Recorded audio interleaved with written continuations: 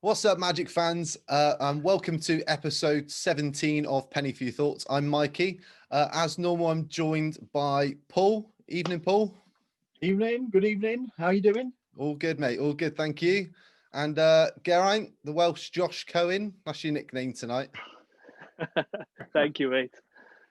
Jeff probably doesn't know this joke. A couple of weeks ago, we had Dan Savage on, who apparently has got the best memory out of a lot of people that work for the Magic when it comes to stats and stuff like that. And Geraint's basically our statistician, aren't you, mate? So yeah, the Welsh Josh Cohen's his nickname at the moment. The man's an absolute use of this trivia. He really is. And we're delighted to have on for the first time our friend from the Orlando Magic and Fox Sports Florida commentator, Jeff Turner. Evening, Jeff. Thanks for coming on. Oh, it's a pleasure. Enjoy being with you guys. It's not quite evening here. It's 3 o'clock. So, but yeah, it's cool. Taking a nice afternoon from you, my friend. Yes. Yeah, that's okay though. Awesome. So what we're going to do, we're going to go through a quick Magic roundup. Then we're going to recap the last 3 games. So we've got the Bucks, the Celtics, and the Nets. Then we're going to fire a few questions at you, Jeff, and then we'll go into the rest of the episode. So quick roundup then. We're obviously without Markel Fultz and Jonathan Isaac for the foreseeable future. Chuma Akiki and Al-Farouq Amino still remain out with no return date at the moment. Before we come on to the pod, I saw Josh Robbins tweeted about an hour ago to say that Michael Carter-Williams and Evan Fournier are both listed as out tomorrow against New York. So we're going to still be a bit undermanned for that game. And Mo Bamba hasn't traveled with the team on the last road trip due to COVID health and safety protocols. So we're still struggling with a few injuries. Jeff, can you remember a season when we've had so many injuries like this? It's been crazy, hasn't it?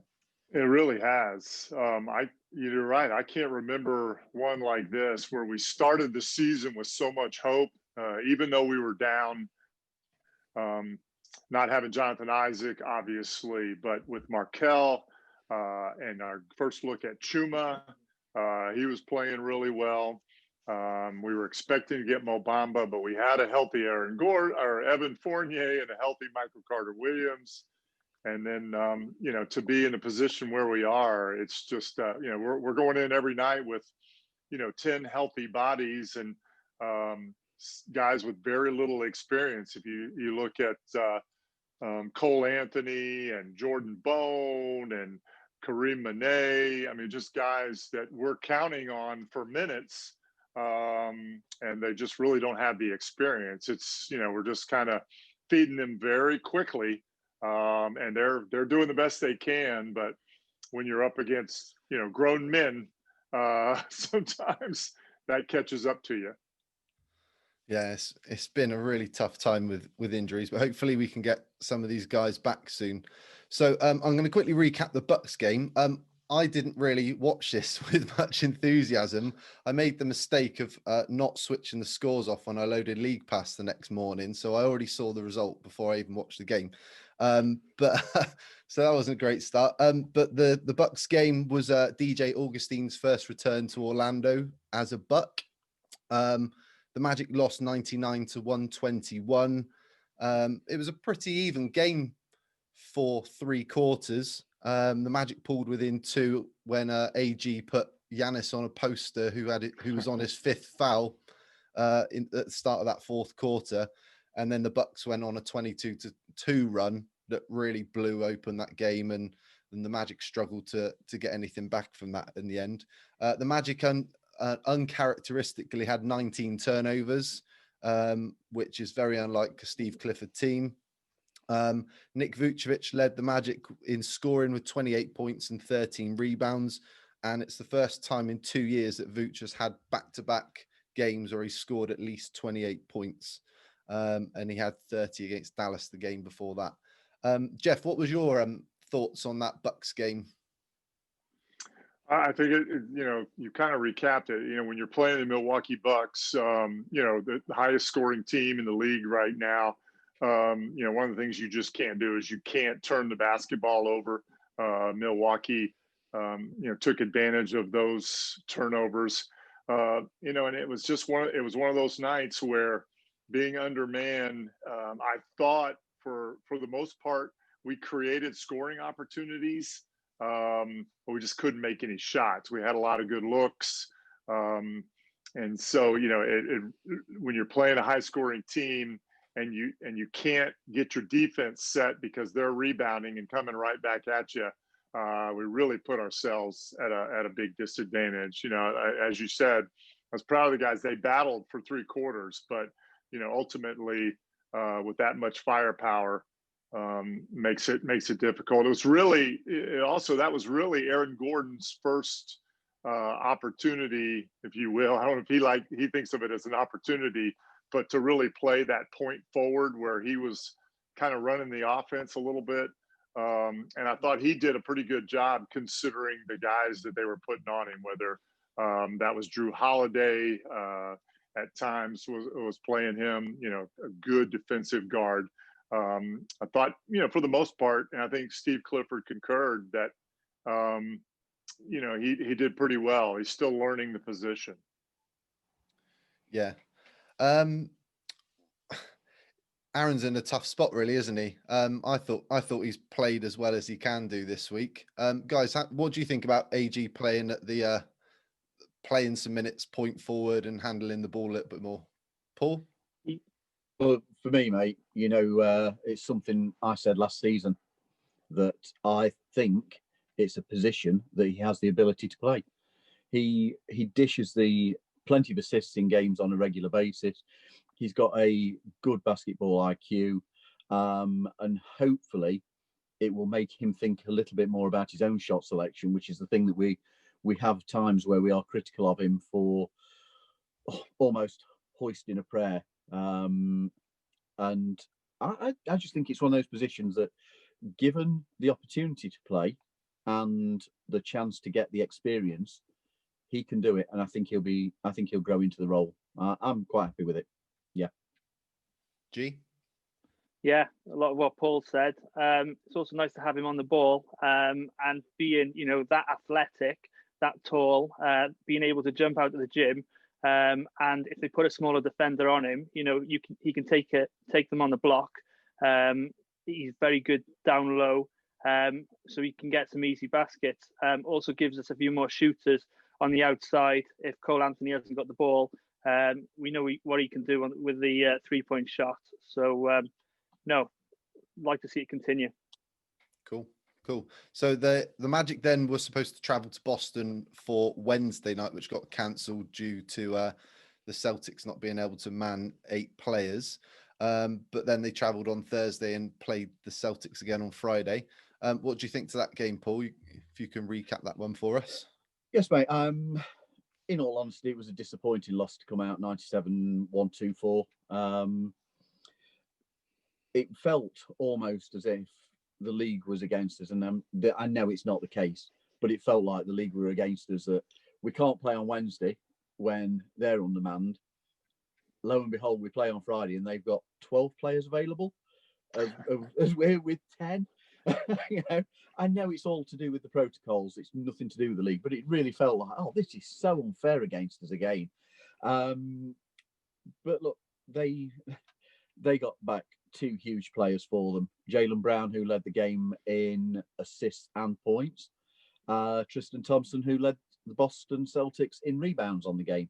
They were 2 real big returning players for them. And in all honesty, that they told the difference over the night. They came out, Boston came out shooting. They raced into a strong lead. We were behind, managed to cut the lead back towards the end of the first quarter. They had a great performance from Peyton Pritchard. There is the rookie, isn't he? Mm-hmm. He was fantastic. Sparked a really good scoring run for them in the second. We saw the Magic's frustration coming out in some of the towards some of the calls where Dwayne Bacon was hit with a technical. But in all honesty, I think I said it to you, Mikey, post game when we were talking. I'd seen the starting lineups, and by the end of the first quarter, you knew what sort of night it was going to be. It wasn't a game that I watched avidly. It just felt like we were going to be on the wrong end of the result all night, regardless of some great effort. I mean, Ken Birch put some superb effort in. He earned every single one of his points by the rebounding that he was doing on the offensive boards. Dwayne Bacon in the third quarter, I think it was, almost put the team on his shoulders with some driving plays into the basket, drew a couple of fouls, and we cut the lead down to, I think, 6 points, 4 to 6 points, something of that nature. But that was as good as it got. And then they just accelerated and blew us away. It was one of those games where I think in our review I wrote that it felt like the Magic had brought their collection of bricks for throwing from beyond the arc. it was just one of those nights. And I know I've said this in respect of our shooting. The disparity that we have, we lost the game by 27 points, but there was a difference of 30 points from what we tallied from the three and what they tallied. 51 points, I think, Boston shot from the three. It was the same issue against Dallas, where we lost the game by 14 points, and they had a plus of 42 on the 3-point shooting. We have to address this defensive issue that we've got on against the three. I know David Steele made reference to it in his commentary in Boston, that we keep running into red hot shooting teams, and this was another one of those nights. Aaron Gordon led us with 17 points. Kem, as I say, I thought Kem was fantastic. Second double-double of the season, 12 points, 12 rebounds. Really excellent performance from him. But on the night, I'm not going to fault the effort because we were so far undermanned and we came up against a team who had got some good players, but it was disappointing. I think Kem's been one of those really nice surprises that we've had this year. Jeff, what are you seeing from Kem this year? How do you think his game's changed? I know he looks a lot more confident. Like we saw him shooting threes last night against the Nets, which was a bit of a shocker. What do you think? What jump has Kem made this season? I think for Kem, Steve Clifford kind of talked about this in his pregame comments last night before the Nets game.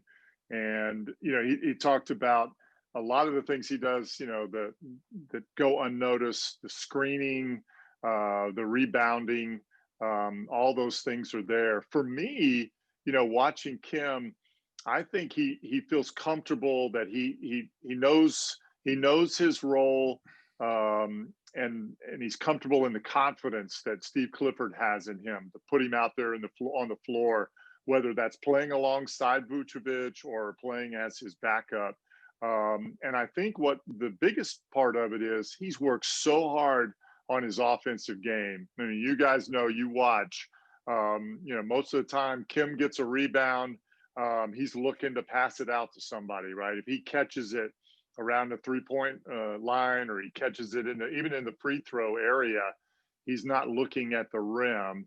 And he's starting to do that more. And I think, that helps the team. If teams are going to leave him open and not guard him when he's on the perimeter, if he can get the confidence to do what we've seen him do, whether it's that short little floater shot from 10 to 12 feet, or step out and shoot the 3-point ball confidently, then teams are going to have to start coming out, and that's going to create room for other people. So you guys probably hear me say this all the time. I think there is a place where players, when they get to that 27, 28, 29, 30 years old, right, where they're coming into the prime of their career. Kem's in that spot now. He's 28 years old, kind of starting to figure out who he is as a basketball player, what his strengths and weaknesses are, and play into those. And I think that's kind of what we're seeing. And it's, I don't know where we would be, guys, over these last few games without Kem Birch. He's just making really good plays. I think that Boston game, Paul, would have really been bad if we didn't have Kem Birch. It's interesting. Just real quick, interesting in talking about the shooting. We got a stat David and I did before the game. I mean, we didn't share it because it's one of those stats where, it's like, do we really want to share this to our Magic viewing audience? But I'll share it with you guys. The 4 games, I think that takes us back to Dallas, or one of the Cleveland games, I guess. So the 4 games before last night against New Jersey, the opponent had made 40 more threes than we had, right? So think about that's 120 points. Yeah. Paul, you kind of talked about it. So that's 30 points a game, right? That over those, I think that's right, over those 4 games, that we're just giving up, right? That's hard to overcome, right? That really is tough.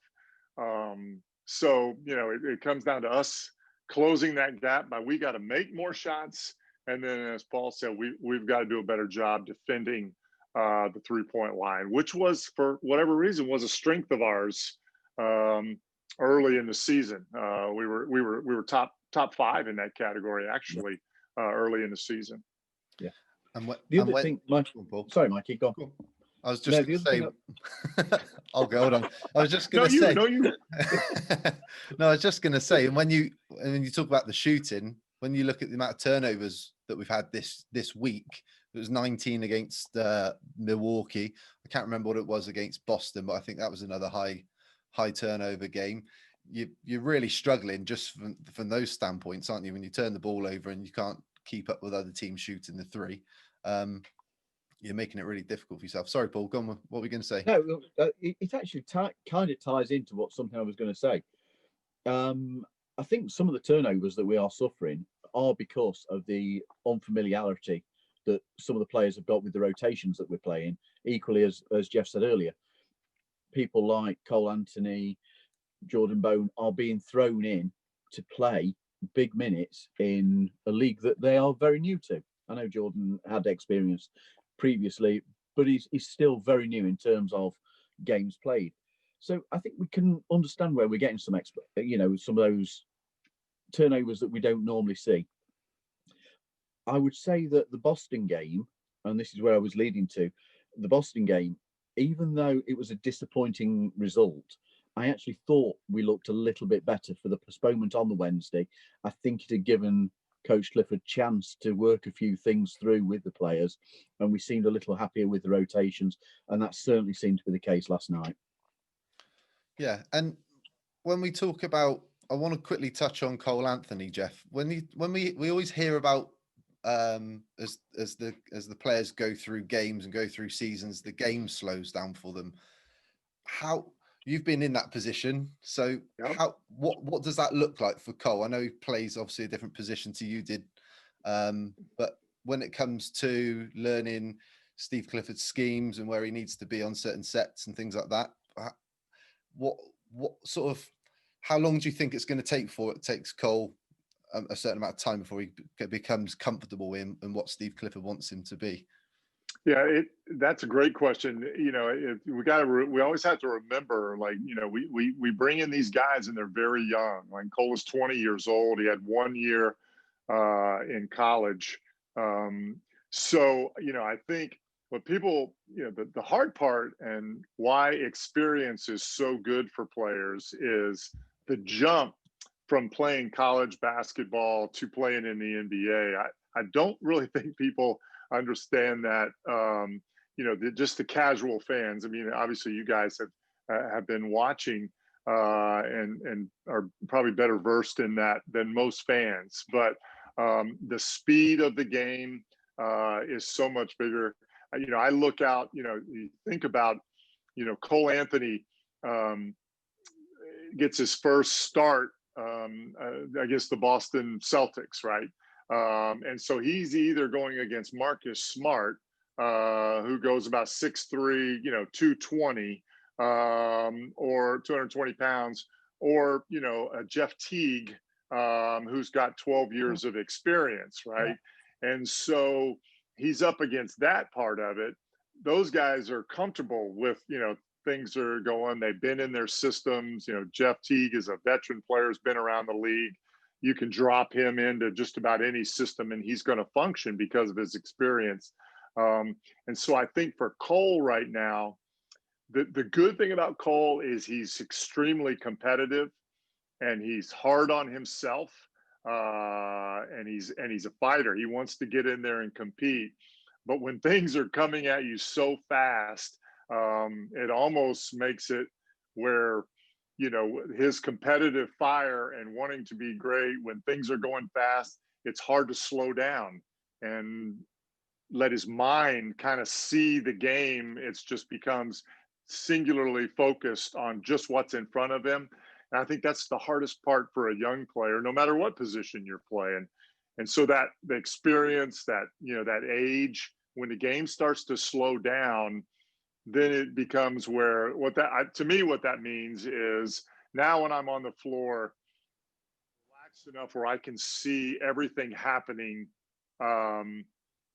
in real time, and it's not just like all coming at me at once. Does that make sense? Does that answer your question? Yeah, absolutely. So I think that's where Cole is right now. It's just like all this, you know, the coach is expecting one thing, his teammates, and then it changes, right? Whatever you prepare for, a lot of times that's not what happens. So you have to think quickly on the floor. He'll get it because, you know, he's got a high basketball IQ. He gets the game. Again, he's competitive, wants to be great. So he'll get there. But, you know, it's just going to take a little bit. We just have to be patient with him. So he probably feels like he's a rabbit in the headlights at the moment with everything coming at him. Yeah, yeah, absolutely. And then we played the Nets last night. G, what did you think to the Nets games? I know we had a little chat earlier about some referee indecisions that you like to bring up every game. But no, I won't touch on them. Yeah, so this is a meeting between Jeff's two NBA franchises as a player. So you might have watched it today. The Magic dropped the game 115 to 122 in what was James Harden's debut for the Brooklyn Nets. Mikey's touched upon it. There was no Fournier, Bamba, Michael Carter-Williams, still missing from the Magic lineup. Second night of a back-to-back. So with Brooklyn having had a night off, you know, you'd expect them to come out, albeit with a depleted roster after all the trades that have occurred in the week. So the game, in fairness, it was a decent watch, close throughout. Magic got as close as 2 in the fourth quarter on a Terrence Ross jumper, but the Nets responded. I don't think Durant missed in the fourth. Every time he just came up with the ball, pulled up on those threes, and each one went down. The Magic were led by Nick Vucevic with 34 points, 10 rebounds, 7 assists, and 5 steals. Notable contributions from Terrence Ross with 23 points off the bench, and Cole Anthony with 16 points, 8 assists.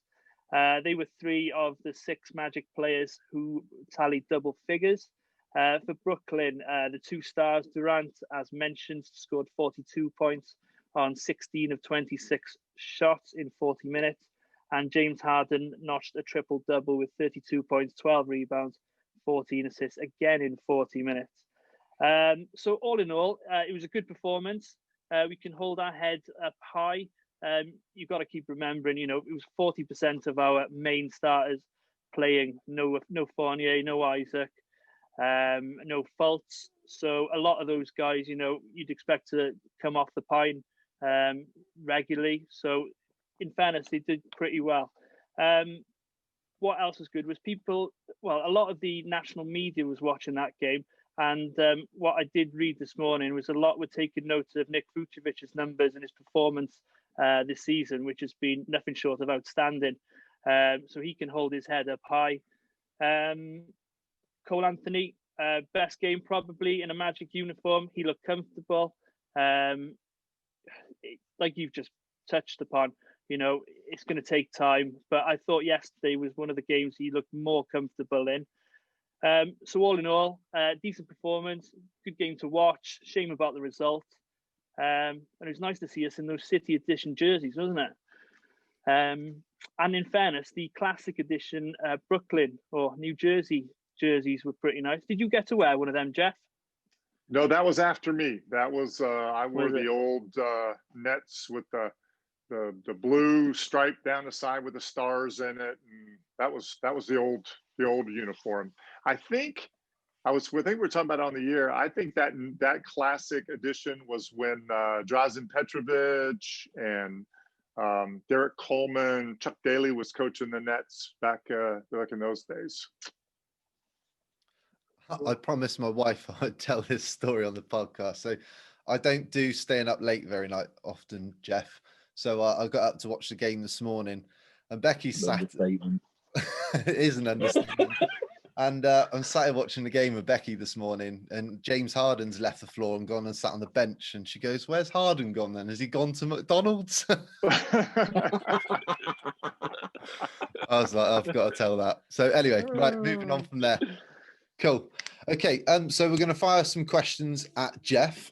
G's got a couple for you. Off you go, buddy. Yeah.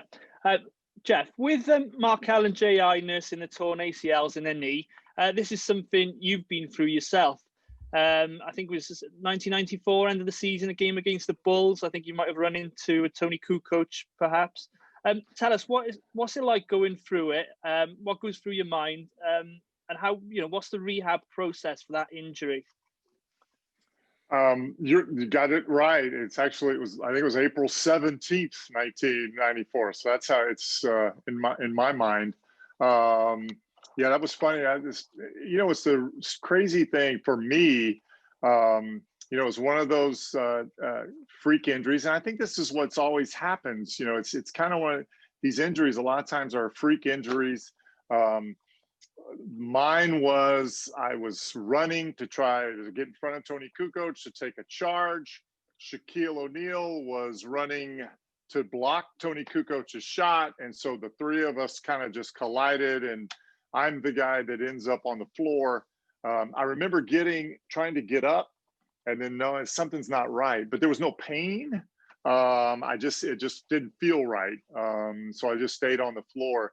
In my mind, I think, as an athlete, you never really think of yourself getting hurt, and then you think, I can get through anything. I don't know if you remember when Jonathan Isaac first hurt his knee. Remember, there were reports out of the locker room. He said, "Oh, I'm fine.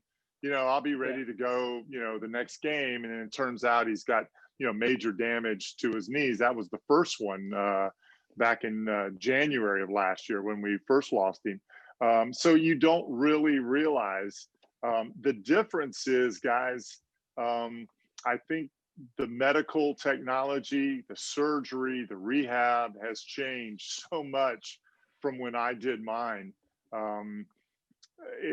When I was younger, when I was in college, and guys, you never saw basketball players getting ACL tears that I remembered. It was always football players, and they would open the knee up from like midway up your thigh down, it was like a 12-inch scar, and they would lay it open and do all that. And guys just didn't come back from things like that.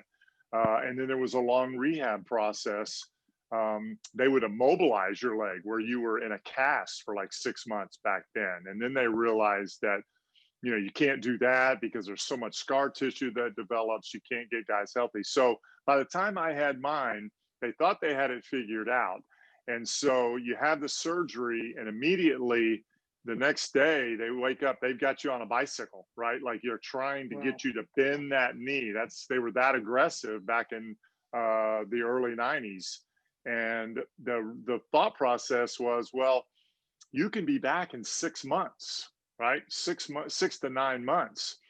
Well, I was like, back then it was like, okay, well, I'm going to do it in 6 because I'm Jeff Turner. I can do it in 6 months, right?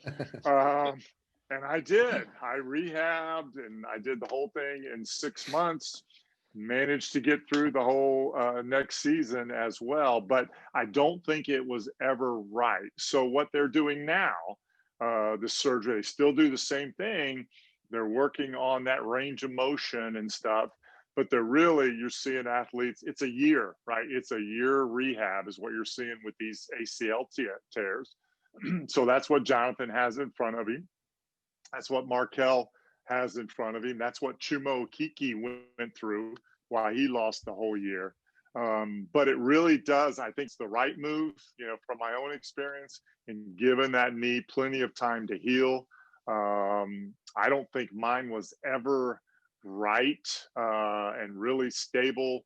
And after a year, I had 2 subsequent meniscus tears, and I think that all was part of it. So I think what's in front of them. The hard part, guys, is the mental part of it. Really is, because anytime you have a physical injury and you're rehabbing, I had days where I would be, and I felt so strong, and the leg felt so good, and I'd be feeling like, man, I am on top of this. I've got it going, and then I'd have like, it's healing, right? And I'd have bad days, and then couldn't hardly lift the weights that you needed to. You couldn't understand it. So it does require a lot of patience and everything.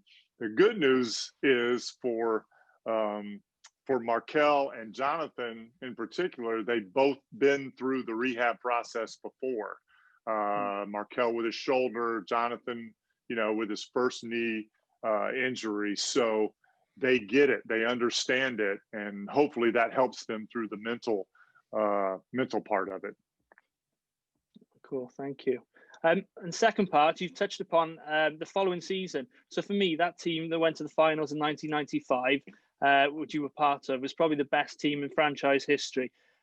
So getting to play in some of the greatest moments in the franchise's history, Nick stealing the ball from Michael in that game 1 against the Bulls, and eliminating them on their home floor, closing the Boston Garden in the first series, and then playing in the NBA Finals. What was it like to be part of such a great team? It was great. I mean, I think you guys have probably heard the stories before with Shaquille and Penny. You had really 2 NBA rock stars, right? Anywhere we went, we played to full houses. People were coming to see us. That was quite a change, from the early days when we were in expansion teams, and the Boston Celtics would come to Orlando and the entire arena would be green because, people came to see Larry Bird and Kevin McHale.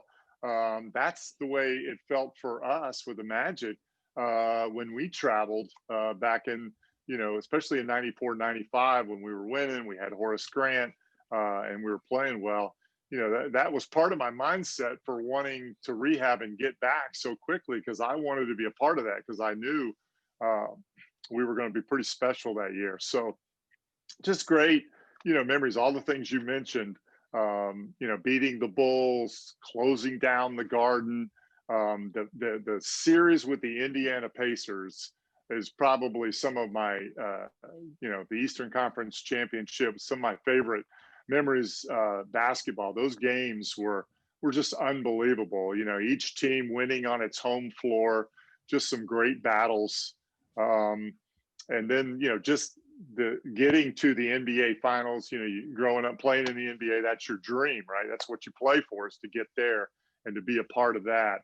The only thing I will say, though, is, from my memory, and, I don't know why it is, but I don't remember too much about that, NBA Finals. I think there were 4 games. I'm not sure really what happened. It kind of stops right after we beat the Pacers to go to the NBA Finals. I just kind of pushed all of that Houston Rocket thing aside. So, I can't ask me any questions about that, because I just don't remember. It's, it's got trauma for me, I guess. I don't know. It's PTSD. I don't blame you. I've actually got the Indiana series on DVD. So in Europe here, we used to get maybe 1-2 games a week, but there was a company in Switzerland called Pontel, and you could buy the DVDs of the games. So I've got the whole back catalogue, and I think you had a couple of notable performances against the Pacers, didn't you, in those Eastern Conference Finals? Well, yeah, it was, I had the opportunity to play a lot in that series. It was interesting. Brian Hill, a lot of things were determined by matchups. Indiana was so big that I ended up playing quite a bit. At times I on right Horace Grant and backed up Shaquille O'Neal. Tree Rollins was the backup, but because they played Anthony Davis and Dale Davis were their 2, 4 or 5 guys behind Rick Smits. When they were on the floor, Brian, had me out there. So I had, it was a good matchup. He felt like for me. I think it was game 3. Shaquille got in foul trouble early. I think I had a pretty good first half, hit some threes, spread the floor a little bit. That game 4 in Indiana, the multiple, I think 2 overtime game was, if you haven't watched that one, boy, that is a fantastic game. That was a lot of fun. Yeah, that's one of the best. Paul? Cool. Thank you for that. Jeff, I've only just watched Last Dance, to be honest with you. I've only just seen it. Because I know last time you came on to do the NBA UK fans thing for us, that was when it was being broadcast. I have only just seen it. It's a superb series. Thoroughly enjoyed it. It was a lot of fun watching, going down memory lane with that. Yeah. But that kind of leads me to where my question is. There aren't many people we can ask this question of. So what's it like to actually stand on the medal podium at the Olympics, be receiving your medal and hearing the anthem and all that? Yeah, that's obviously that's a highlight for me of my basketball career. That's, maybe the apex, maybe the top. That it's funny because I've always loved the Olympics, right? Like, growing up as a kid, just like everything, the Summer Olympics, the Winter Olympics, just fascinated by, whether it was the team sports or the individuals, just watching that and really starting to appreciate it. And I always tell people, like, I may have been the only one at the Olympic trials when I was there in '84, but like, I remember like where I was and watching the 1972 Olympic Games, the basketball part of that, the finals, when the United States did not win the gold medal, was expected of them. They lost to the Soviet Union. And so for me, my dream was always, I was watching it with my dad and my grandfather.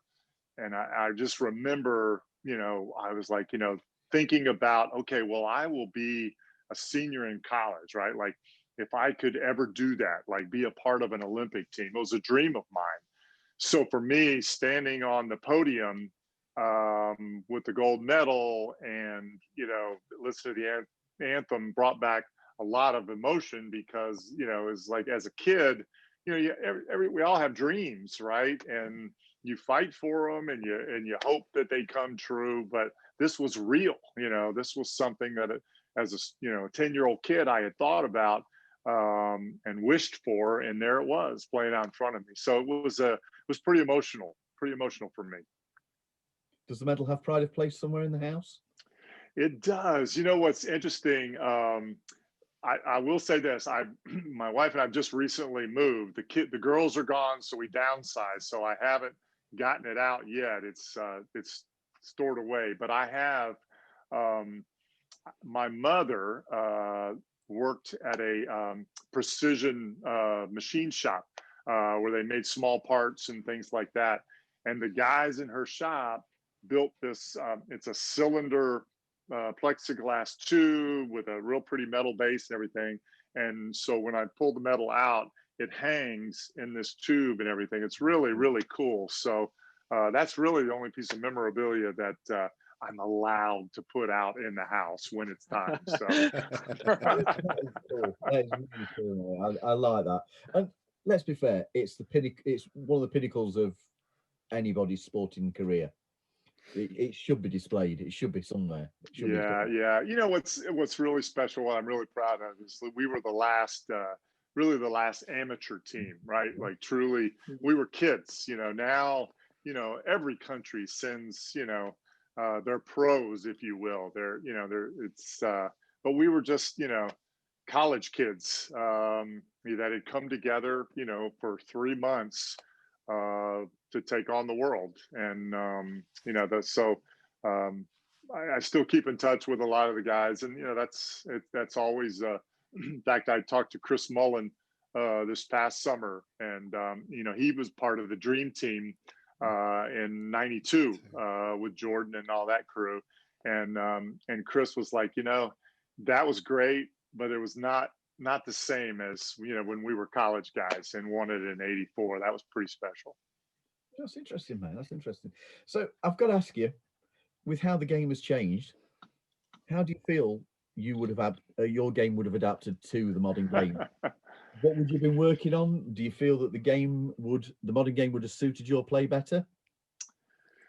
You know, I get asked that a lot, and you know what the great thing, Paul, is that the farther I get from playing, the better player I was when I was playing, right? Like people remember, you know, like, oh man, you were this great 3-point shooter, and you know, all these things. Well, yeah, I think I was a pretty good. I developed into a 3-point shooter. I had to do that to stay in the league. You know, I mean, and I looked and I saw, you know, we had Shaquille O'Neal towards the end of my career, right? And there's no room for you to be in the paint. If you're going to be near the basket, you're just going to get run over. So I figured out a way to make myself valuable by working and, you know, increasing my shooting range. So I became a you know, a decent, you know, maybe one of the first stretch fours that they all talk about. So you know, but here's the thing I always say, Paul, is like, so I got to the point where I felt like I was a good shooter.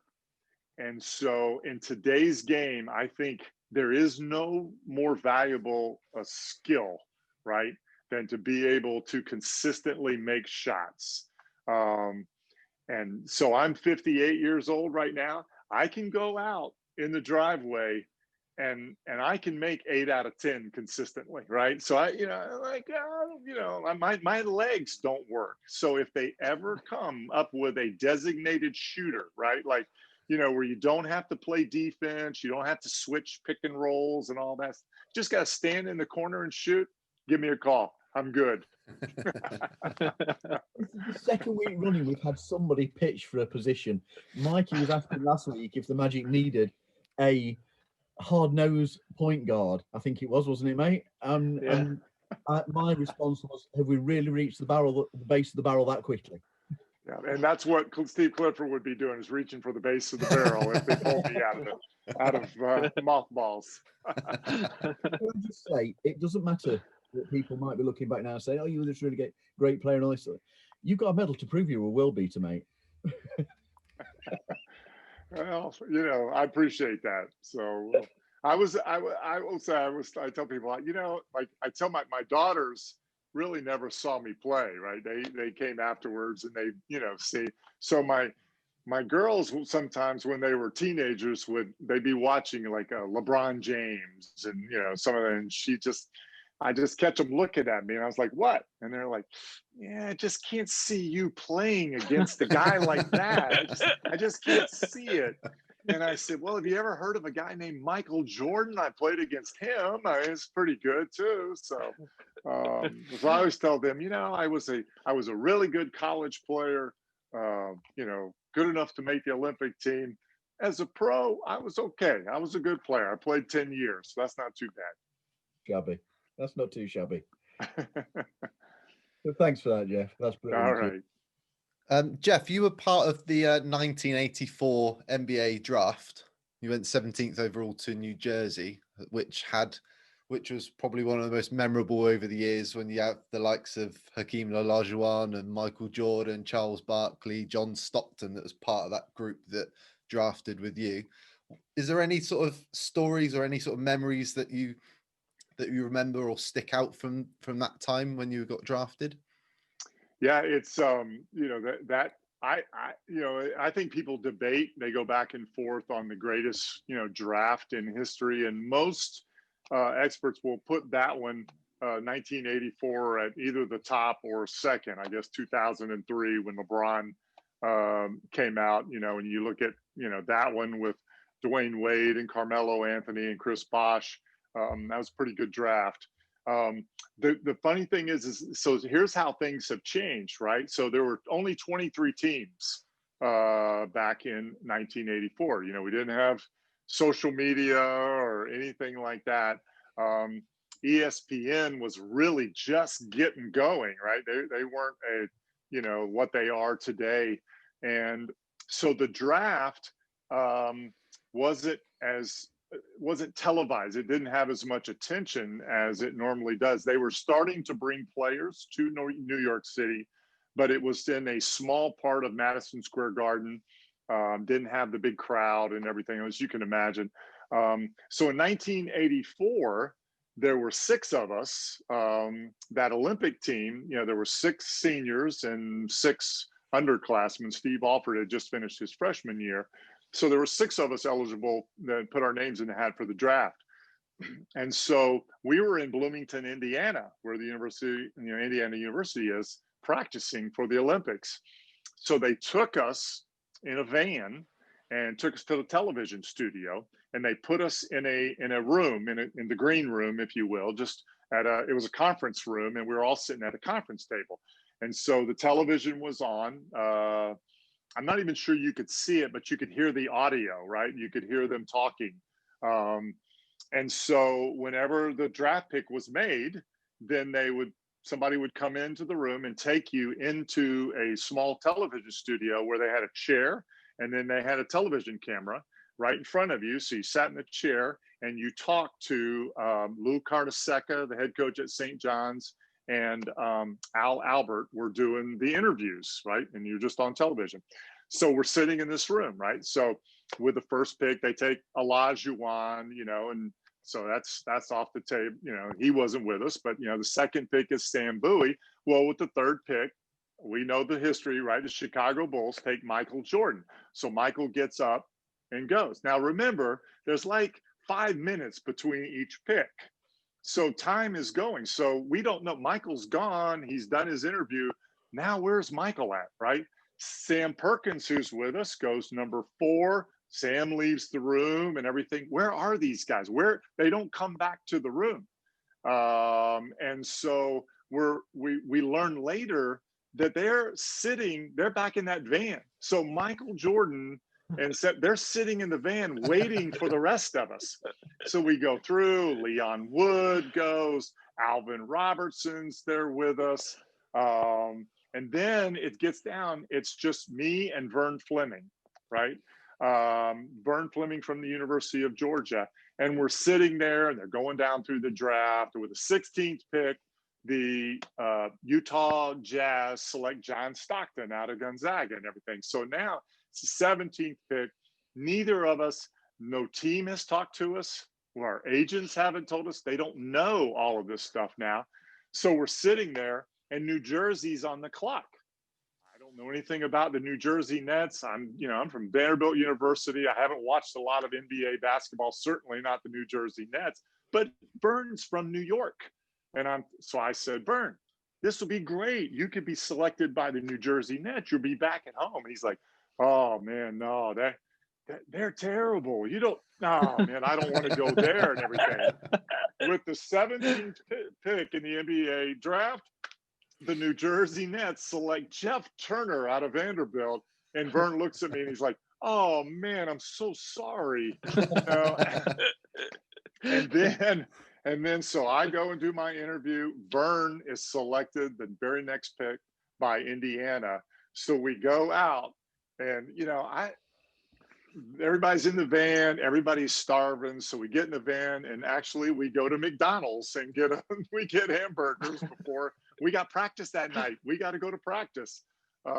So we had some food, but what's funny is like Vern and I are sitting, our big fear is all we're thinking about is Michael Jordan, Sam Perkins, they're sitting out on that van, they're waiting. What if we don't get taken till the second, third round? What are they going to do? Are they just going to leave us sitting in here? Whatever Michael wanted, he was going to get. So thank goodness he waited for us. So that's our story. Brilliant. Absolutely Awesome. Brilliant. One more story, which is a bit of a famous one in Magic history. When you were part of the team in the 90s, there was the famous Brawl in LA with Yes. Brian Hill as the head coach, and there was Nick and Scott Skiles. I think it was Scott Skiles and Shaq. Scott Skiles got into it. Can you tell, for those who don't know anything about that story, can you tell us more about it? Well, the back story is we were in Los Angeles the night before and playing the Lakers. We were headed, I think we were going to Golden State next. We had a day in between, and Brian wanted to get a practice. You know, it's not like today where they save your legs and things like that. We had played so bad the night before. I'm pretty sure it was the Lakers, because I remember the meeting we were in. We were in the Forum so we practiced in the Forum. We were sitting in the locker room, and Brian had he laid into us. You know, this is going to happen. This is going to happen. I actually wasn't playing that much at that point. And he basically said, you know, from now, you know, Jeff will start the next game, so we go out on the practice floor. So everybody's in a bad mood, right? We got beat, we got up early to go to practice, and now the coach has really let us have it. So Brian comes up, here's what we're going to do. We're not competing enough, right? So he comes up with this game, you know, I call it cutthroat. So we divided into teams of 3, right? And so, you know, basically, if you score, you stay on the floor, and the one team of 3 is off, and the next one comes on. And so you can imagine how physical, you know, that was becoming. And it was just, I mean, you know, that's when I played back. I don't know if this happens now. I don't think it does, but there was so much competition in the team that fights were just normal. You know, we always had something going on. You know, you were fighting for time on the court, and things happen. But anyway, so we're competing, and Shaq said something to somebody. I can't remember who it was. Maybe it was Larry. Kristoviak was on a team at the time. And the next thing I know, Skiles is like, you know, why don't you stop talking and, you know, back it up, you know, or something like that. I was like, Scott, what are you doing? But, you know, Scott wouldn't back down. And so the next thing you know, it's like, you know, you've seen those mountain goats that collide, you know, like this. So here you got the biggest guy and the smallest guy, and they come together, and then it becomes the rest of us kind of really kind of trying to pull people off. But since we were in there, kind of like a rugby scrum a little bit, you know, it was okay to get a shot in here and there. That was okay. So there were different, you know, things. And then I always laugh because we had one player who was just circling the pile. Trying to find a gap to get in. Just trying to find a gap just to get a shot in somewhere. So we finally separated. We you know, kind of just parted ways for a little bit, and we thought it was over. Right? We thought, okay, surely we're not going to practice anymore. And Brian just kind of looked at us all and said, "Everybody good?" And we're like, yeah. We thought, you know, grab our stuff and go. And he's like, "All right, who's up?" You know, and we just kept playing. It was like, oh my gosh, you know, no more, we're done. But we kept practicing. So you know, you just move on, right? It's like you're just a bunch of brothers, and we had our little scrap, and then so we just kept practicing, and you know, moved on to the next game. And absolutely crazy. I don't think that happens nowadays somehow. No, I don't know. I get a chance to watch some practice and everything, and I don't know. I don't see it, you know, but oh man, you know, there used to be so much trash talking and fighting in practice, you know, so that, but you know, I don't know. It was just a different time. Do you out think of your teammates, Jeff? Go on, Jay. Jeff, out of your teammates, who's the biggest trash talker you ever played with on your team? Oh man, so probably like when I was in New Jersey, probably I don't know if you would call him a trash talker, but you know, he could get his in. Was probably Michael Ray Richardson with New Jersey. Yeah. You know, just a really tough, skilled guy. And then I just talked about him. Scott Skiles, you know, would just with the Magic didn't care who you were or, you know, anything.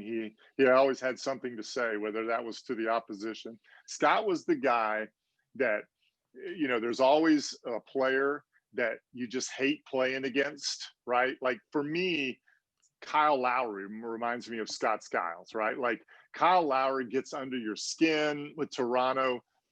he's always, like flopping and, complaining about fouls and everything. But man, you want to play with that guy, right? Because he's a winner. He's a competitor. That's the way Skiles was, right? Always, trying to, goad somebody. He would run by like we were on the floor, he would tell the opposing players where they were supposed to be on offense when he was guarding them. So no, that's not the play. Is you go over here, or he'd run by the opposing coaches and say, you better get somebody else in here that can guard me because I'm just killing you tonight, or something like that. So he was probably the biggest. Brilliant. Cool. Brilliant. I could ask you more questions. We could do this all evening, but we'll recap. We'll preview this week's games before we wrap up the show. We're recording our next episode on Saturday, so we got 3 games before that. We got the Knicks tomorrow night on Monday, which is great for us in the UK because it's a 5 o'clock tip off, which never happens. So we won't have to stay up late for that one. We've got the Wolves on Wednesday, and then we've got the Pacers on Friday. G, you can have a look at the Knicks game for tomorrow. Yeah. So as we're recording now, the Knicks are playing the Celtics, and last I checked, they were up about 20 in the third. The Knicks were on a 5-game losing streak. They did sit at 5-8, so they could well be 6-8 as before the game tomorrow. So they've got a couple of injuries. Frank Ntilikina and Alec Burks are out, and they did list Nerlens Noel and Mitchell Robinson as day-to-day, but I did see that Robinson was playing a little bit earlier.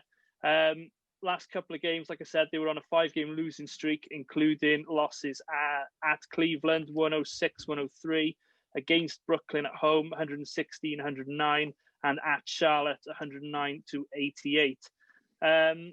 Their starting 5 probably consist of a guard we know very well, Elfrid Payton, alongside RJ Barrett, Julius Randle, who's been playing very well in the early part of the season with Reggie Bullock, and we expect Mitchell Robinson will clog the middle. Other notable players, they've got Obi Toppin is a rookie, Kevin Knox, Nerlens Noel, Austin Rivers, who they signed in the offseason, who's also started the season very well. Emmanuel Quickly, I think he's another rookie, Taj Gibson, and Dennis Smith Jr. So, like you said, tomorrow's tips at 5, and we look forward to a full night's sleep. There's still a chance of Mikey being in bed by the time we tip off on that one. You never know. You never know, Paul. You never know. And then we have the Timberwolves on Wednesday, which is a 1 a.m. tip-off, so Thursday morning. The Timberwolves are 3-8. They're last in the Western Conference.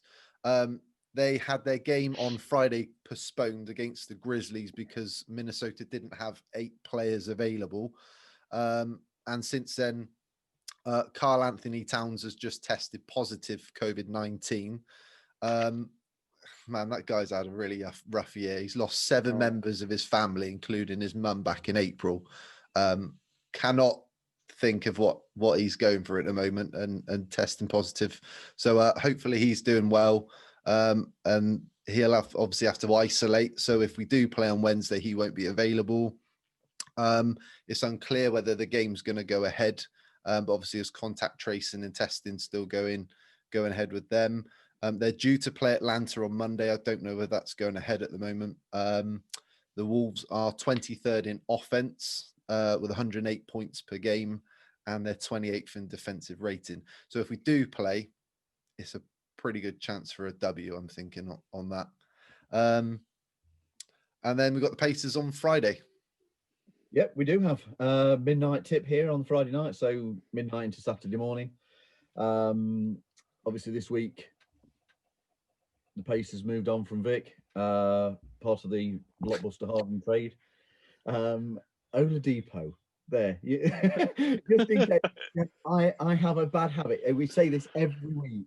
I have a bad habit of mispronouncing names, and Vic's is one of them. I always end up adding extra O, so it becomes Oladipo. This pair nail me every week for it. I knew when it came to the previews, I was either going to get New York because I can't pronounce Frank's surname, or I was going to get Indiana, because they just love my pronunciation of Vic. That's why you're getting Vic and nothing more. But as part of that trade, the Pacers have acquired Caris LeVert. Now, on a serious note, again, I'm going to shout out good wishes to him because as part of the physicals, MRI has discovered a small mass on his kidney, so he's out indefinitely. So just good wishes and hopes for him because that's horrible news for him.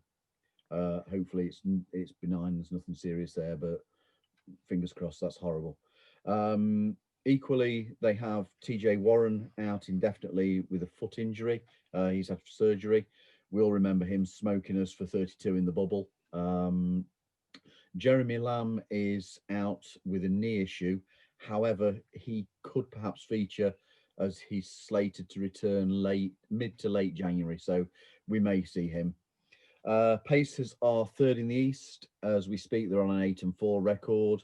They've won the last 2 games. They've won 4 of 7 at home this season. 5th in the league for shooting percentage, averaging 114 points. They're allowing opponents 108 per game. Shooting 35%, just over 35% from the 3, making roughly 12 a game. So hopefully we can edge that down a little bit. That'd be nice to see. Starting lineup that they've been using has been in the last game was Sabonis, Miles Turner, Malcolm Brogdon, Justin Holiday, and Edmund Sumner. That was against Portland, where they absolutely smoked Portland 111-87 on the road. That's a big win. Support from the bench comes from Doug McDermott. He's been known to have big nights against us. I know you're not a fan of him, but TJ McConnell comes out and he just does what he does. He's another one of those players that gets under people's skin. Aaron Holiday and Jakar Sampson, amongst others, they're a good team. For me, they are one of those teams that's bigger than their individual parts. They play as a team. Their new coach, Nate Bjorkgren, has, I think, got them better organised on the defensive end without sacrificing too much on the offensive potency that they have. I think that they are a real danger. The question that we all had about the Pacers before the season started wasn't if they were going to be part of the off-season, it was how far they could actually go in the playoffs, because they have a poor record of getting swept there. So that's where their question comes. I think that it's a very, very difficult game for us on Friday night, Saturday morning. So predictions this week then, boys. So we've got the last 3 road games before we've got a bit of a home stand. G, what's your predictions for the week? It all depends if we get Evan Fournier back. He adds a lot of shooting, as we know, and that's something we've been lacking.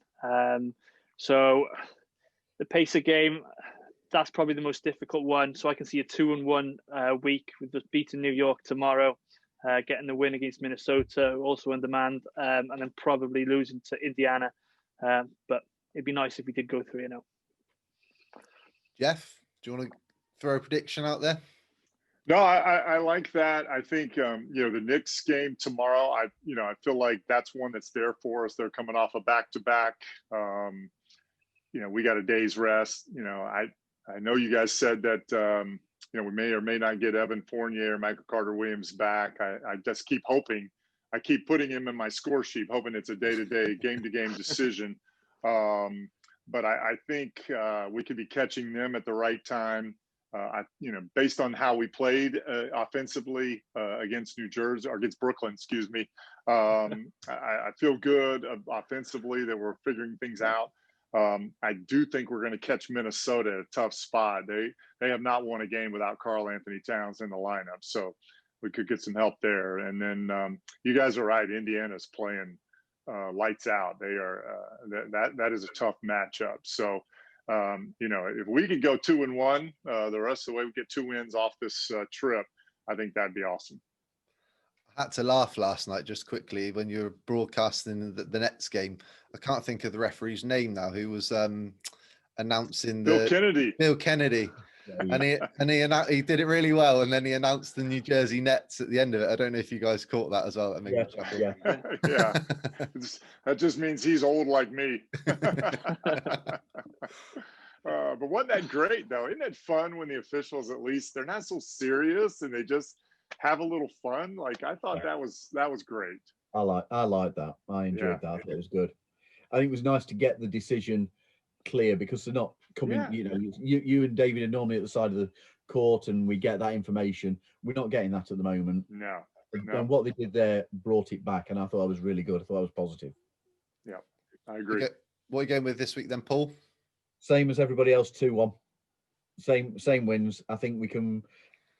I don't think a game for against the Knicks for us is never a given. We've been on the wrong end of surprise results before against the Knicks, but we should beat them. I think the T-Wolves, you know, they're just in a right fix at the moment. They're in as difficult spot as us. So hopefully we can get one there. Pacers, I'm not a negative kind of guy, but I just don't see that one. You've got to be realistic as well. That's right. Well, great minds think alike, because on my sheet of paper I've actually got 2-1 as well. So no, I think I'm just gonna say we've all gone with the same there. Probably the Pacers game's the more difficult one. Right, we're gonna wrap it up. Jeff, thank you very much for your time. Thank you for coming on to the podcast. It's been a pleasure to have you on. Thank you. You guys are great. Thanks for having me, and I'll be happy to join you anytime. Just you know how to reach me. That's brilliant. Appreciate Thank you so much. Thank you. Man. Cool.